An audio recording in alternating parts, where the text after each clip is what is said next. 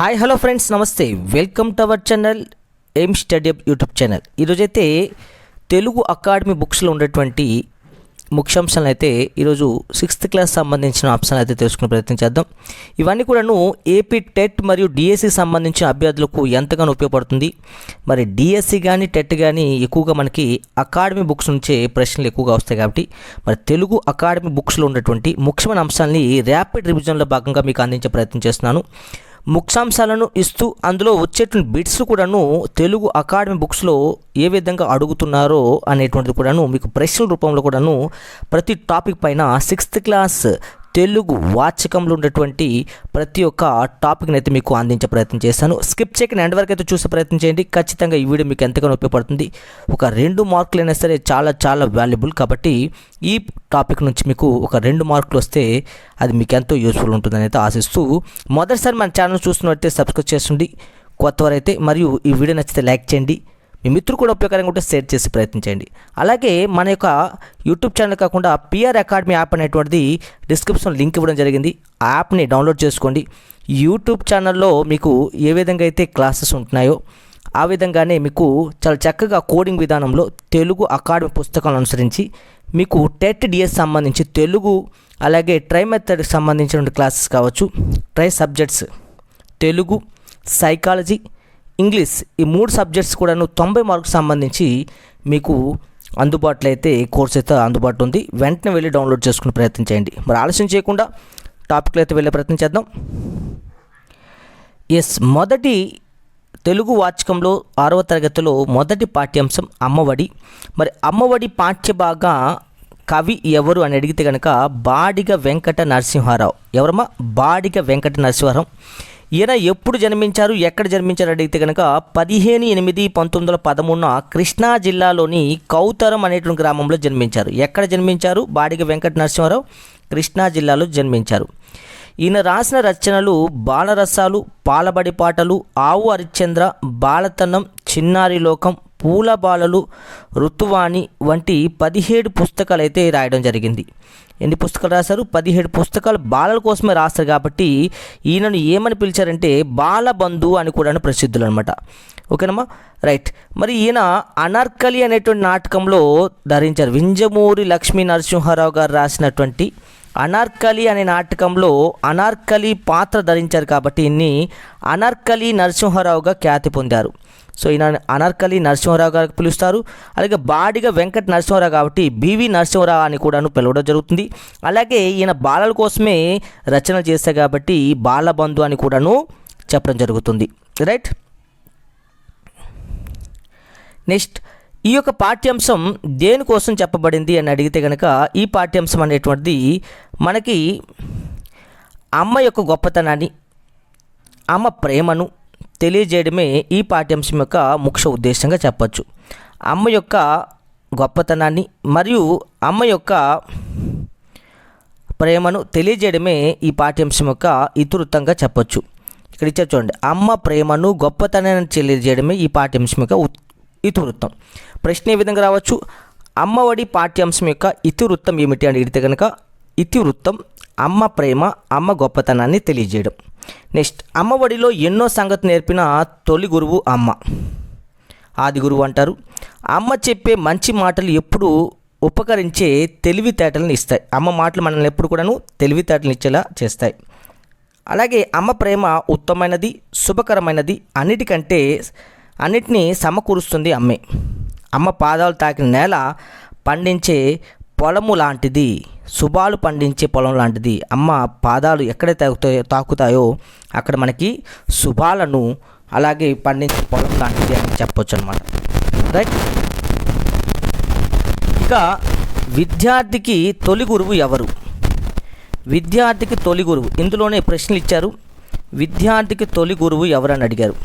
మొదటి ప్రశ్న చూస్తే విద్యార్థికి తొలి గురువు, విద్యార్థికి అమ్మ, నాన్న, ఉపాధ్యాయుడ, స్నేహితుడు అంటే కనుక విద్యార్థికి తొలి గురువు అమ్మ.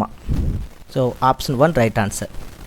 ఇక తర్వాత ప్రశ్న, అమ్మ పాదాలు తాకిన నేల శుభాలు పండించే పొలం లాంటిది. అలంకారం ఏదైనా ఉత్ప్రేక్ష అలంకారమా, ఉపమా అలంకారమా, రూపక అలంకారం, నృత్యానుప్రాస అలంకారం. లాగా లాంటిది అని తెలియజేస్తే కనుక అది తప్పనిసరిగా ఉపమాన అలంకారం. ఎందుకంటే లాగా, వలే, రీతి, విధంగా అనేటువంటి ఉపమా వాచకాలు ఏవైతే వస్తాయో అవన్నీ కూడా ఉపమాన అలంకారం. ఎందుకంటే అమ్మ పాదాలని దేంతో పోలిక చేయడం జరిగింది? శుభాలు పండించే పొలంతో పోల్చడం జరిగింది. సో పోలికను తెలియజేసేదంతా కూడాను ఉపమాన అలంకారం. ఉత్ప్రేక్ష అంటే ఊహ. రూపక అలంకారం అంటే ఉపమాన ఉపమేయములకు మధ్య అభేదం చెప్పేలా ఉంటే కనుక అది రూపక అలంకారం అవుతుంది. వృత్యానుప్రాస అలంకారం అంటే ఒకే అక్షరం పలుమార్లు ఆవృత్తం అయితే కనుక ప్రాస పాటిస్తూ వస్తే కనుక అది వృత్యానుప్రాస అలంకారం అవుతుంది. రైట్. ఇంకా నెక్స్ట్ ప్రశ్న, క్రింది వారిలో బాలబంధు అని ప్రసిద్ధులు ఎవరు? బాలబంధు అనగానే మీకు గుర్తు రావాలి బాడిగ వెంకట నరసింహారావు. ఎందుకంటే ఈయన బాలల కోసం దాదాపుగా 17 పుస్తకాలు రాశారు కాబట్టి. రైట్. అమ్మ చల్లని చేతులు వీటిని నిలయాలు. అమ్మ చల్లని చేతులు వీటికి నిలయాలు అన్నారు. అందానికి, దయకి, దాన ధర్మాలకు, కరుణకి. దేనికి నిలయాలంటే కనుక దాన ధర్మాలకి. అమ్మ చేతులు దేనికి నిలయాలు? దాన ధర్మాలకి. Right answer option 3. ఇక తర్వాత ప్రశ్న,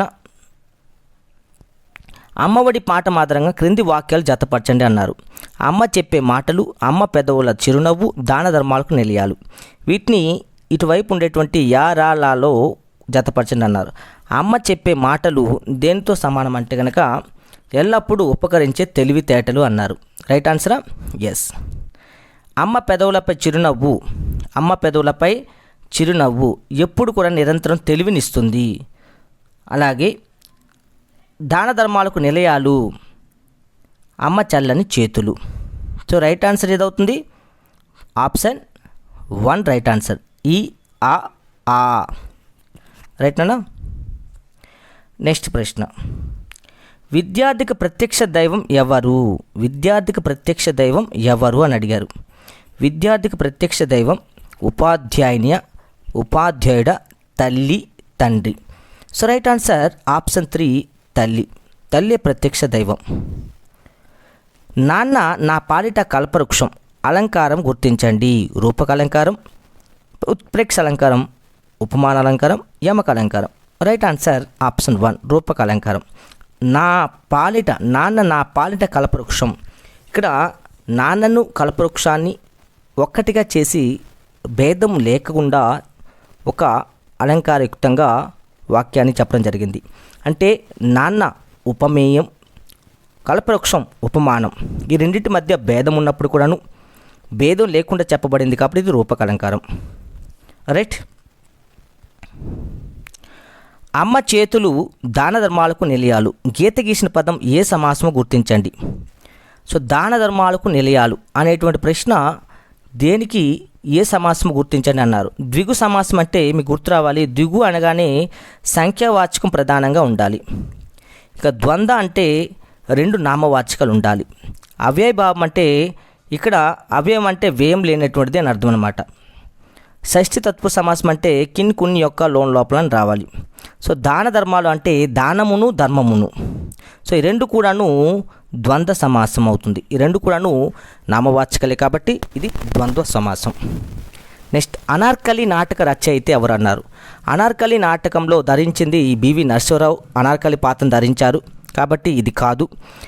వింజమూరి లక్ష్మీ నరసింహారావు గారు అయితే ఈ అనార్కలి నాటకాన్ని రచించారు. ఇక తర్వాత ప్రశ్న, ఖరం పదం అర్థం గుర్తించండి. చేయి, గాడిద, కాలు, అవయవం. ఖరం అనగానే గాడిదగా చెప్పచ్చు. ఖరం అంటే చేతులు. ఖరం వేరే, ఖరం వేరే. ఖరం అంటే చేయి, ఖరం అంటే గాడిద. ఇక్కడ అభ్యర్థులు అది గుర్తించాలి. అమ్మఒడి సమాసం, అమ్మఒడి సమాసనామం తెలపండి. ఇది ఏ సమాసం అని అడిగారు. అమ్మ విశేషణ పూర్వపద కర్మధారయ సమాసమా, ద్విగు సమాసమా, ద్వంద్వ సమాసమా, షష్ఠి తత్వ సమాసమా అన్నారు. ద్విగు అనగానే మీకు గుర్తు రావాలి, సంఖ్య ఉండాలి. ఇందులో సంఖ్య లేదు కాబట్టి ఇది కాదు. నెక్స్ట్ ఏంటి, విశేషణం. విశేషణం ఉంటేనే విశేషణ పూర్వపద కర్మధారయ సమాసం అవుతుంది. ద్వంద్వ అంటే ఏంటి, 2 నామవాచకులు అయి ఉండాలి, కాదు. కాబట్టి షష్ఠి అవుతుంది అనేది గుర్తించాలి. ఎలా చెప్పొచ్చు అంటే కనుక అమ్మ ఒడి అంటే అమ్మ యొక్క ఒడి, యొక్క అనేటువంటి వచ్చింది కాబట్టి ఇది షష్ఠి అవుతుంది. షష్ఠి విభక్తి కాబట్టి ఇది షష్ఠి తత్పురుష సమాసం. రైట్. ఇక 12వ ప్రశ్న, అనార్కలి నరసింహారావుగా ఖ్యాతి గడించింది ఎవరు ఇందులో. సో అనార్కలి పాత్రను ధరించారు కాబట్టి బాడిగ వెంకట నరసింహారావు గారు అయితే అనార్కలి నరసింహారావు గారుగా ఖ్యాతిని గడించారు. సో ఇది 1వ లెసన్కి సంబంధించినటువంటి ప్రశ్నల సరళి ఏ విధంగా ఇచ్చాడు, ముఖ్యాంశాలను అయితే తెలుసుకునే ప్రయత్నం చేసాం. రైట్, ఇక 2వ పాఠ్యాంశం తృప్తి అనేటువంటి పాఠ్యాంశంలోకి వెళ్ళే ప్రయత్నం చేద్దాం. 2వ పాఠ్యాంశం 6వ తరగతి తెలుగు వాచకంలో తృప్తి. ఇది ఇతివృత్తం ఏమిటి అడిగితే కనుక మానవ విలువలు. తృప్తి అనే పాఠ్యభాగం యొక్క ఇతివృత్తం మానవ విలువలు. ఏంటమ్మా? మానవ విలువలు. ఇక ప్రక్రియ ఏమిటి? తృప్తి అనే పాఠ్యభాగం అంటే ఇది కథానిక ప్రక్రియకు సంబంధించినది. ఇది ఒక కథానిక ప్రక్రియ. ఇక తృప్తి అనే పాఠ్యాంశం యొక్క రచయిత ఎవరు అని అడిగితే కనుక సత్యం సంక్రమంచి. సత్యం సంక్రమంచి. కాలం ఎప్పుడు అంటే కనుక 3/3/1937 జన్మించారు, 21/5/1987 మరణించారు అని అయితే గుర్తించాలి. సత్యం సంక్రమంచి ఎక్కడ జన్మించారు అని అడిగితే కనుక గుంటూరు జిల్లాలోని అమరావతిలో జన్మించారు. ఎక్కడ జన్మించారు? గుంటూరు జిల్లాలోని అమరావతిలో జన్మించారు. ఏం రాశారు? అమరావతి కథలు, కార్తీక దీపాలు వీరి రచనలు. రేపటి దారి, సీత స్వగతాలు, ఆఖరి ప్రేమలేఖ, ఎడారిలో కలువపూలు మొదలైన నవలలు, హరహర మహాదేవ నాటకం రాశారు. ఇది సత్యం సంక్రమంచికి సంబంధించినటువంటి రచనలు. ఇదే కాకుండా 1979లో ఈయనకి అమరావతి కథలకు రాష్ట్ర సాహిత్య అకాడమీ పురస్కారం కూడాను అందుకోవడం జరిగింది. Very very important. ఈయనకి రాష్ట్ర సాహిత్య అకాడమీ పురస్కారం ఏ రచనకు వచ్చింది అంటే అడిగితే కనుక 1979లో అమరావతి కథలు అనేటువంటి ఈ కథకైతే రాష్ట్ర సాహిత్య అకాడమీ పురస్కారం రావడం జరిగింది. ఇక తృప్తి పాఠ్యభాగం అమరావతి అనే కథల సంపుటి నుంచి అయితే స్వీకరించబడింది. ఎందులో స్వీకరించబడింది? అమరావతి కథలు. ఎందులో నుంచమ్మా? అమరావతి కథల నుంచి అయితే స్వీకరించబడింది. రైట్. పూర్ణయ్యను ఏమని పిలుస్తారు? ఈ పాఠ్యాంశంలో పూర్ణయ్యను బావగాడు అంటారు. ఇతను చాలా చురుకైన వ్యక్తి. వంట చేయడం అన్నా ఇతరులకు పెట్టడం అన్నా చాలా ఇష్టం ఈయనకి. ఇతరులకు పెట్టడగా మిగిలిన తిని తృప్తి చెందేవాడే బావగాడు. ఈయన పూర్ణయ్య అని అంటారు. ఇతరుల ఆనందాన్ని తన ఆనందంగా చూసుకుంటాడు బావగాడు. ఇది ఇందులో ఉన్నటువంటి ప్రధాన అంశాలు. ఇకపోతే ఈ యొక్క పాఠ్యాంశంలో బహుళైచ్ఛిక ప్రశ్నలు ఏ విధంగా ఇస్తాడు అనేటువంటి ఒకసారి తెలుసుకునే ప్రయత్నం చేద్దాం. తృప్తి పాఠ్యభాగ రచయితను గుర్తించండి అన్నారు. అనగానే మనకి వెంటనే గుర్తు రావాలి తృప్తి పాఠ్యభాగ రచయిత సత్యం సంక్రమంచి. క్రింది వాటిలో కథా సంపుటాలు ఏవి? క్రింది వాటిలో కథా సంపుటం చెప్పలమ్మా. కార్తీక దీపాలు, రేపటి దారి, సీత స్వగతాలు, ఆఖరి ప్రేమలేఖ. ఇందులో కథా సంపుటం ఏదని అడిగితే కనుక కార్తీక దీపాలు. మిగతావన్నీ కూడాను నవలలు. రైట్. ఇక తర్వాత ప్రశ్నలోకి వెళ్దాం.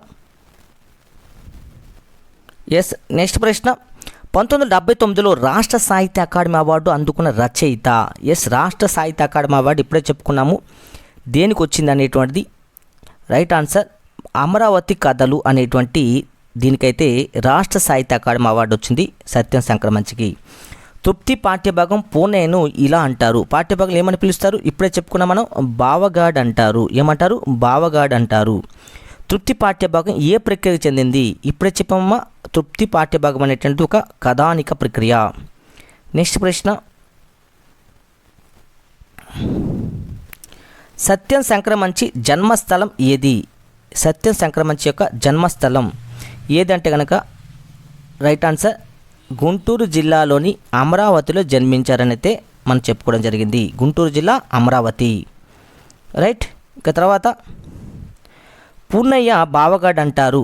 గీత గీసిన పదానికి బావగాడు అంటారు అనే పదాన్ని విడదీసి రాయండి అన్నారు. బావగాడు ప్లస్ అంటారు, బావగాడు అంటారు. ఇది ఏ సంధి అంటే కనుక ఉత్వ సంధి. ఎందుకంటే ఉత్తునకు అచ్చుపరమైంది కాబట్టి సంధి నిత్యం అవుతుంది. అది ఉత్వ సంధి. ఉత్తునకు అచ్చుపరమైతే సంధి నిత్యం అవుతుంది, ఉత్వ సంధి. అత్తునకు అచ్చుపరమైతే సంధి బహుళమవుతుంది, అది అత్వ సంధి. ఇత్తునకు అచ్చుపరమైతే సంధి వైకల్పం అవుతుంది, ఇది ఇకార సంధి లేదా ఇత్వ సంధి. రైట్. నెక్స్ట్. బావగాడు లేకపోతే సరదా సంబరాలు లేవు. గీత గీసిన పదానికి సమాసం గుర్తించండి. ద్వంద్వ సమాసం, ప్రథమ తత్పురుష సమాసం, ద్విగు సమాసం, విశేష పూర్వపదకంద సమాసం. Right answer. Yes, correct answer ద్వంద్వ సమాసం. ఇదమ్మా సరదయును సంబరాలును. సన్న బియ్యంతో చేయిస్తున్నాను. గీత గీసిన ప్రత్యయం విభక్తి నామం గుర్తించండి. తో అనేటువంటి ఏ విభక్తి? ప్రథమ, ద్వితీయ, తృతీయ, చతుర్థి. చేతన్ తోడంతోన్ అనేటువంటి తృతీయ విభక్తి ప్రత్యయం కాబట్టి ఇది తృతీయ విభక్తి. తృప్తి పాఠ్యభాగంలో ఇతివృత్తాన్ని గుర్తించండి అన్నారు. తృప్తి పాఠ్యభాగంలో ఇతివృత్తం సమయస్ఫూర్తి, తల్లి ప్రేమ, దేశభక్తి, మానవ విలువలు. సో రైట్ ఆన్సర్ మానవ విలువలు. తన తృప్తి, ఇతరుల తృప్తిలోనే తన తృప్తి ఉందంటూ భావించే వ్యక్తి మానవ విలువలను కాపాడేటువంటి వ్యక్తిగా చెప్పొచ్చు, మానవీయ విలువలు ఉన్న వ్యక్తిగా చెప్పొచ్చు. కాబట్టి ఇది మానవ విలువలకు సంబంధించిన ఇతివృత్తంగా చెప్పొచ్చు తృప్తి పాఠ్యాంశం. తృప్తి పాఠ్యభాగం ఈ గ్రంథం నుంచి గ్రహించబడింది. సీత స్వాగతాలు, కార్తీక దీపాలు, ఆఖరి ప్రేమలేఖ, అమరావతి కథలు. రైట్ ఆన్సర్ అమరావతి కథలు. ఆరహర మహాదేవ నాటక రచయిత బివి నరసింహారావు, సత్యం సంక్రమంచి, విఎల్ నరసింహారావు, మునిమాణిక్యం నరసింహారావు. ఇప్పుడు చెప్పుకున్నాం బివి నరసింహారావు. సో ఇక్కడితో అయితే మనకి ఏదైతే పాఠ్యాంశం ఉందో ఈ పాఠ్యాంశం సంబంధించినటువంటి ముఖ్యాంశాలను అలాగే ప్రశ్నల సరళిని తెలుసుకునే ప్రయత్నం చేసాం. ఇక తర్వాతి పాఠ్యాంశాన్ని వీడియో లెంత్ ఎక్కువగా ఉండడం వల్ల నెక్స్ట్ వీడియోలో పార్ట్ 2గా అందించే ప్రయత్నం చేస్తాను. 6వ తరగతి తెలుగు వాచకానికి సంబంధించిన వీడియోస్ అయితే మీకు పార్ట్లు వైజ్గా రావడం జరుగుతుంది. సో నెక్స్ట్ వీడియోలో చూసే ప్రయత్నం చేయండి. మరిన్ని క్లాసెస్ కోసం మన పిఆర్ అకాడమీ యాప్ని అయితే డౌన్లోడ్ చేసుకుంది. డిస్క్రిప్షన్లో లింక్ ఇవ్వడం జరిగింది. టెస్ట్ సిరీస్ అయినా సరే అలాగే కోడింగ్ విధానంలో క్లాసెస్ కూడా మీకు అద్భుతంగా అందించే ప్రయత్నం చేశాను. మా ఈ ఛానల్లో అయితే పిఆర్ అకాడమీ యాప్లో అయితే అందుబాటులో ఉంది. సో వెంటనే డౌన్లోడ్ చేసుకోండి పిఆర్ అకాడమీ యాప్ని. చాలా తక్కువ ప్రైస్కి అయితే మీకు అందుబాటులో ఉంది. దాదాపుగా 90 మార్కులను చాలా సులువుగా 90కి 90 మార్కులు వచ్చే విధంగా అయితే క్లాసెస్ ఉన్నాయి. ఇందులో వీడియోస్ కూడాను టెస్ట్ సిరీస్ కూడాను అందుబాటులో ఉన్నాయి. సో ఆలస్యం చేయకుండా ఇప్పుడే డౌన్లోడ్ చేసుకోండి. మీ టెట్ స్కోరింగ్ కోసం 130, 140 మార్కులు సాధించాలంటే మా ఈ 90 మార్కుల క్లాసెస్ అయితే మీకు ఎంతగానో ఉపయోగపడతాయి. మరింత ఉపయోగకరంగా ఉండే వీడియోస్ అయితే మీకు మా యూట్యూబ్ ఛానల్లో మీకు అందించే ప్రయత్నం చేస్తాను. సో కొత్తగా వచ్చిన వారైతే సబ్స్క్రైబ్ చేసుకోండి. వీడియో నచ్చితే లైక్ చేయండి. మీ మిత్రులు కూడా షేర్ చేసే ప్రయత్నం చేయండి. Thank you friends. Thank you one and all.